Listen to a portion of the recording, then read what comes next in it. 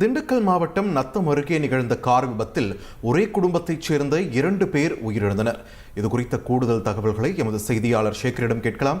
சேகர், வணக்கம். இந்த விபத்து எப்பொழுது நடைபெற்றது? உயிரிழந்தவர்களுடைய உடல்கள் தற்பொழுது எங்கு வைக்கப்பட்டிருக்கின்றன? விரிவான தகவல்கள். வணக்கம். கேரள மாநிலம் கோழிக்கோடு பகுதியைச் சேர்ந்தவர் உன்னிக்கண்ணன், வயது 64.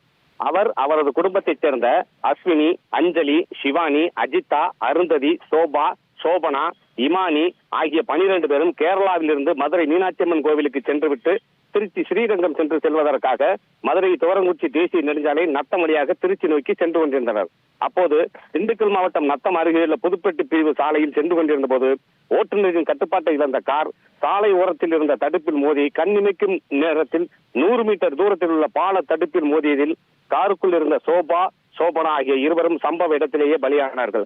குழந்தைகள் மற்றும் பெரியவர்கள் உட்பட 10 பேர் படுகாயமடைந்து 108 ஆம்புலன்ஸ் மூலம் முதலுதவி சிகிச்சைக்காக நத்தம் அரசு மருத்துவமனையில் சேர்க்கப்பட்டு பின்னர் மேல் சிகிச்சைக்காக மதுரை தனியார் மருத்துவமனைக்கு அனுப்பி வைக்கப்பட்டனர். இறந்த ஒருவரின் உடல் காருக்குள் சிக்கிக் கொண்டது. நத்தம் தீயணைப்பு வீரர்கள் நீண்ட நேரம் போராடி காருக்குள் இறந்தவர் உடலை மீட்டனர். இறந்தவர்களின் உடலை மீட்ட நத்தம் போலீசார் உடற்கூறாய்விற்காக நத்தம் அரசு மருத்துவமனைக்கு அனுப்பி வைத்தனர். கார் மோதிய வேகத்தில் காரின் முன்பக்க டயர் சுமார் 200 மீட்டர் தூரத்திற்கு பறந்து சென்று காட்டுக்குள் விழுந்தது. இந்த சம்பவம் அப்பகுதியில் பெரும் பரபரப்பை ஏற்படுத்தியுள்ளது.